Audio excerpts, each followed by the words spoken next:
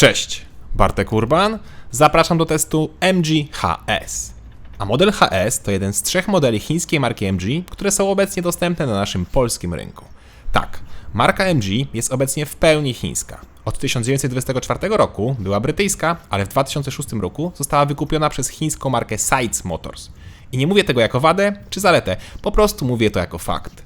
I tak samo zaczynałem test modelu ZS, czyli najmniejszego MG oferowanego na naszym rynku. Teraz pora na model HS. I HS, podobnie w sumie jak i ZS, wygląda tak nieco nijako, jak taki generyczny samochód z gry komputerowej, który nie ma swojej marki.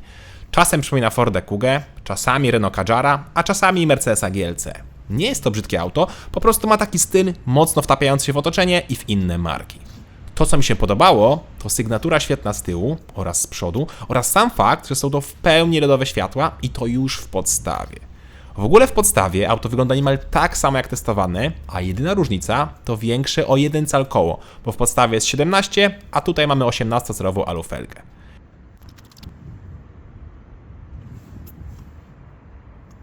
Wracając jeszcze do świateł, to te naprawdę nieźle świecą, a w nocy widoczność jest bardzo dobra.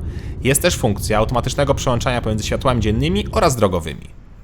Równie świetne jest to, że auto ma prawdziwe wydechy, a nie jakieś atrapy. Brawo! Co prawda, znalazłem atrapy, ale tylko takie małe z tyłu. W ogóle dziwnie wygląda to mocowanie rejestracji. Widać, że auto na innych rynkach ma inny rozmiar blach. Sprawdziłem też dokładnie lakier i spasowanie i wszystko wygląda dobrze. Szczeliny są równe, a lakier nie ma wad widocznych gołym okiem. Spasowanie maski ma wyraźnie większą przerwę niż spasowanie np. zderzaka, ale tak jest po obu stronach i tak też było na innych egzemplarzach, które oglądałem, więc tak ma być. Zresztą, to wygląda dobrze. Nieco gorzej wygląda rdza na rurze od wydechu pod spodem, ale tak niestety to wygląda w większości aut, nie tylko chińskich.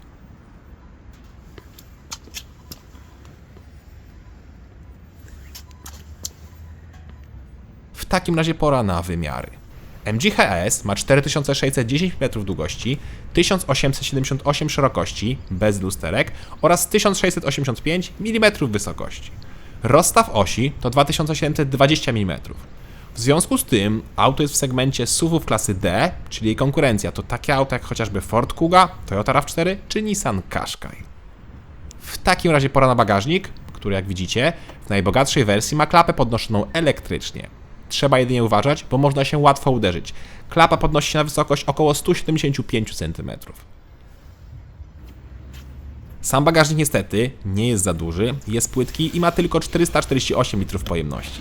Jest na szczęście drugie dno, a pod spodem jest koło zapasowe albo zestaw naprawczy tak jak u mnie. I ten zestaw można zdemontować i gdzieś rzucić w jakieś inne miejsce i tym sposobem mamy więcej miejsca w bagażniku. Miło też, że bagażnik jest wygłuszony. Niestety, w bagażniku poza małą przegródką z boku nie znalazłem gniazda pod zapalniczkę czy haczyków na zakupy. Kufer oczywiście możemy powiększyć, co robimy z poziomu kabiny i po złożeniu oparcia mamy do dyspozycji niemal idealnie płaską powierzchnię. W takim razie wskakujemy na tył. W modelu HS jest zaskakująco dużo miejsca, ja mam 186 cm i zarówno na nogi, jak i na głowę mam dużo wolnej przestrzeni. Co więcej, kanapa ma regulację oparcia, dzięki czemu długa trasa jest bardzo wygodna.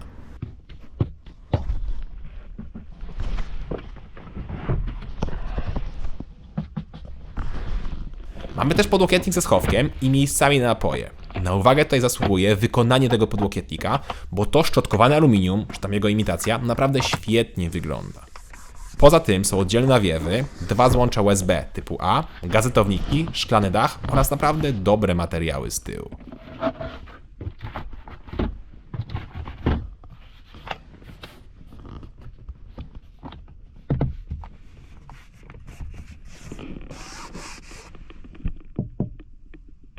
Wskakujemy do przodu, ale najpierw na stronę pasażera. Tak, tym razem na stronę pasażera, gdzie siedzi się naprawdę wysoko, a fotel nie ma regulacji wysokości i to nawet w najwyższym wyposażeniu. I ja niestety musiałem mocno się pochylić do tyłu, żeby głową nie dotykać dachu. Przesiadamy się więc na stronę kierowcy. Tutaj już takiego problemu nie miałem, bo fotel ma regulację wysokości i to jak widzicie jest ona elektryczna. Oczywiście w najwyższym wyposażeniu, bo w podstawie jest manualna. I w modelu HS jest już regulacja kolumny kierownicy w 2 płaszczyznach, czego w mniejszym modelu ZS nie było. Aha, i ten piękny fotel, który ja testuję, to jest opcja. W podstawie jest nieco inny fotel. zanim jeszcze się zajmiemy deską rozdzielczą, to posłuchajcie dźwięku zamykania drzwi.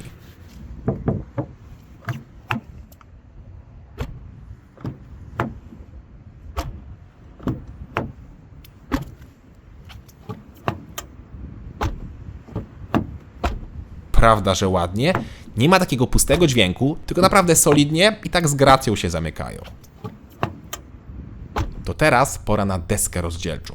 Deskę, która podobnie jak wygląd zewnętrzny, ta jest taka generyczna. Nawiewy jak w Mercedesie, drążek zmiany biegów jak w BMW, czy ekran jak w Nissanie. Ale to nie jest wada, bo całość wygląda również dobrze i robi dobre wrażenie. Czego nie do końca można powiedzieć o zapachu w kabinie, ponieważ tutaj też czuć taki lekki zapach plastiku czy tamtego kleju do plastików. Jest to dużo słabiej niż ZS, ale lekko czuć. Szybko się do tego przyzwyczajamy, ale trzeba to odnotować. Tak samo jak i trzeba odnotować, że obsługa ekranu od multimediów jest niepotrzebnie skomplikowana albo nie do końca przemyślana.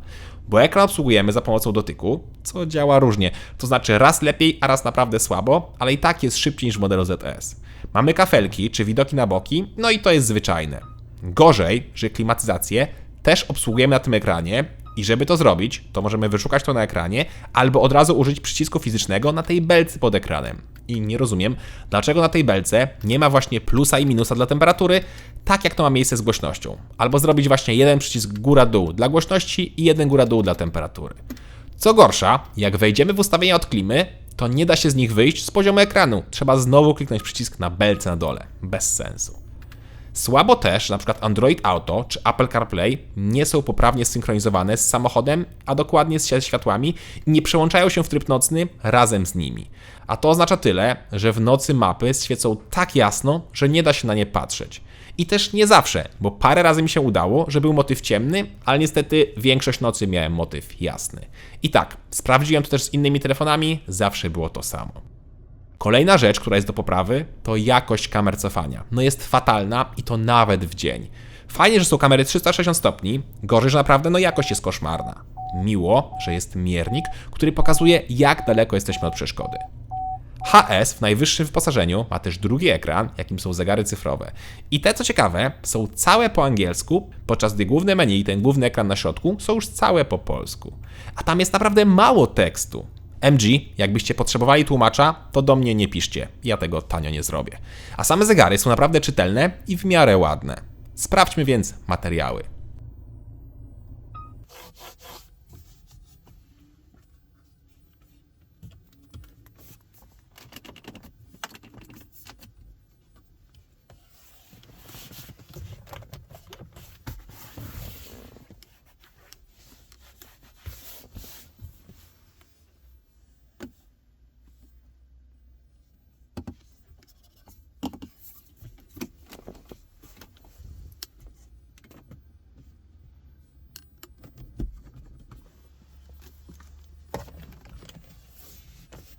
Jak słyszeliście, coś tam skrzypi, coś tam się rusza, ale ogólnie nie jest źle. Szkoda oczywiście tego Piano Black, bo jak widzieliście jest już porysowany. Ten szczotkowany materiał wygląda dużo lepiej. Pora więc na schowki, a potem zaglądamy pod maskę.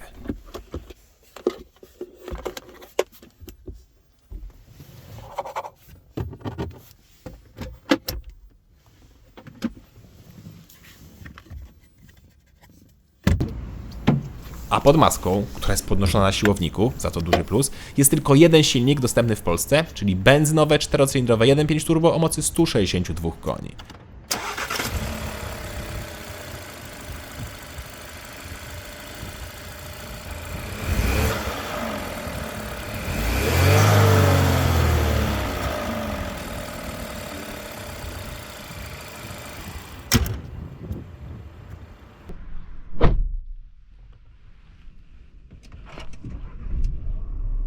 I może tutaj tego nie słychać, ale silnik pracuje bardzo kulturalnie i cicho, wręcz niezauważalnie na postoju i przy spokojnej jeździe.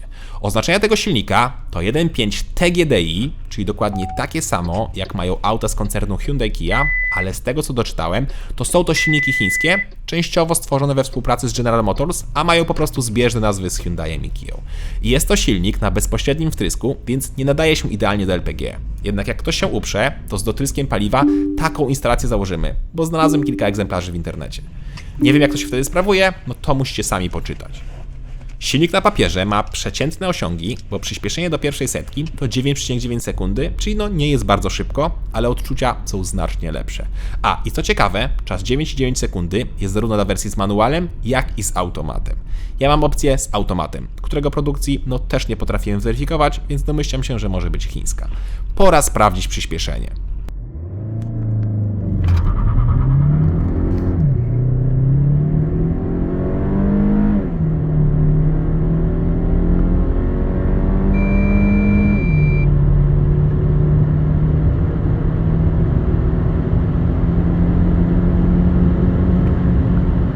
Wynik to 8,7 sekundy, czyli ponad sekundę szybciej niż deklaruje producent i to jak słyszeliście, z dużym uślizgiem kół. Tak, uślizgiem, ponieważ auto ma tylko i wyłącznie napęd naprzód, nie da się dokupić opcji 4x4. I wcześniej mówiłem, że silnik pracuje cicho, ale tylko przy spokojnej jeździe. Jak go wkręcimy tak powyżej 3-3,5 tysiąca obrotów, no to jest już naprawdę głośno.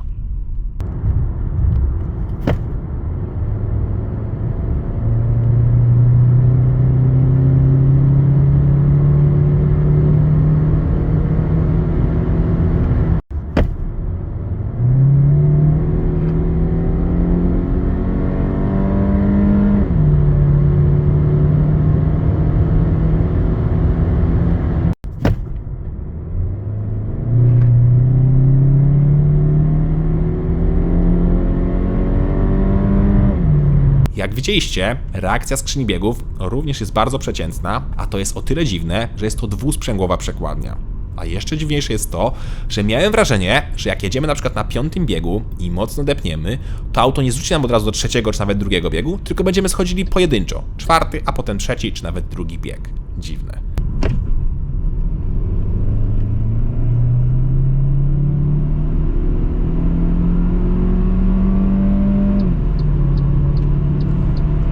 Auto też jest niestety głośne i w trasie mocno to odczuwamy. Pomiar głośności przy 90 to 61,4 dB, a przy 140 65,7 i są to dane, które zmierzyli chłopaki z kanału Oto Moto TV. Polecam. I naprawdę, od tych 120 w kabinie zaczyna się robić głośno. Głośno i nieco paliwożernie. Bak paliwa ma 55 litrów, co w mieście starczy na jakieś 600-650 km, bo ja miałem wyniki na poziomie 9 litrów. Na trasie również nie jest bardzo mało i przy 120 miałem wyniki na poziomie 8,5 litra, a przy 140 już niemal 11 litrów. I to już naprawdę wysokie spalanie, zwłaszcza na autostradzie. Nieco wysokie są też obroty, bo przy 120 mamy 2400, a przy 140 2800 obrotów.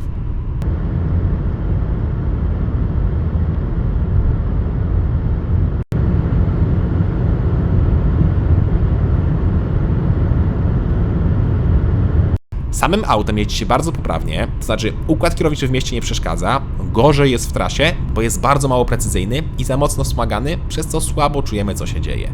Zawieszenie jest w miarę komfortowe, ale też daje mało pewności. Auto pod względem właściwości jezdnych wydaje się takim typowym SUV-em, ale sprzed kilku lat. Dziś auta tej klasy zazwyczaj są nieco sztywniejsze i bardziej precyzyjne. Z tym, że to też chyba nie jest wada, bo jak ktoś jeździ spokojnie, to taki HS sprawdzi się do tego. Jak ktoś będzie chciał ciągnąć przyczepę, to model HS z tym silnikiem pozwala na ciągnięcie przyczepy do 1750 kg. To, na co również zwróciłem uwagę i co również było w modelu ZS, to auto po odpaleniu przez pierwsze metry jak jedziemy, no tak jakby lekko szarpie, jakby silnik się lekko dławił. Bardzo delikatnie, ale jednak to czułem i mnie to denerwowało. Tak samo jak denerwowały problemy z elektroniką, jak na przykład od czasu do czasu auto zaczęło krzyczeć, że nie ma kluczyka na pokładzie. Albo wykrywało znaki z kosmosu, że podczas jazdy na autostradzie wykrywało mi ograniczenie do 30. Czujnik parkowania też potrafił świrować, a także i zrywało mi czasem Android Auto czy Apple CarPlay, więc musiałem go ponownie podłączyć po kablu. Raz też miałem przypadek, że nie mogłem odpalić samochodu. Tak. Wsiadłem, zapłon się załączył, ale auto się nie odpaliło. Musiałem wyjść, zamknąć auto, ponownie otworzyć i wtedy zadziałało. Klasyczne, włącz i wyłącz ponownie. Są ewidentnie problemy z elektroniką. I zauważyłem też z hamulcami, które biły podczas testu. Chociaż tutaj nie mam pewności, jak auto było wcześniej użytkowane, więc oby to była tylko przypadłość mojego egzemplarza. Przeczesałem też brytyjskie fora, bo tamto auto jest dostępne już od kilku lat i nie trafiłem na poważniejsze problemy. Dużo osób pisze o multimediach i właśnie jakichś dziwnych zachowaniach. Trafiłem też na problemy z hamulcami czy cieknącą skrzynią biegów, ale są to raczej pojedyncze przypadki, które w sumie też zdarzają się w konkurencji, więc tutaj moim zdaniem nie ma się czym martwić. Teoretycznie nie ma się też martwić bezpieczeństwem, bo według NCAP auto dostało 5 gwiazdek, czyli maksymalny wynik. Co prawda było to w roku 2019, ale jednak było to 5 gwiazdek. Bardziej martwiłbym się serwisem oraz utratą wartości auta, bo to będzie w przypadku chińskich samochodów kluczowe. Nie martwiłbym się ceną, bo jest naprawdę bardzo dobra, jak na to co i ile dostajemy. Podstawowy model HS kosztuje 104 000 zł i mowa tu o wersji z manualem i wersji standard. Jak widzicie teraz na ekranie, już wtedy wyposażenie jest naprawdę wystarczające. Najbogatsze wyposażenie, takie jak testowane, to wydatek 117 200 zł, a dopłata do automatu to 6300 zł, czyli mój egzemplarz kosztował 123 500 zł.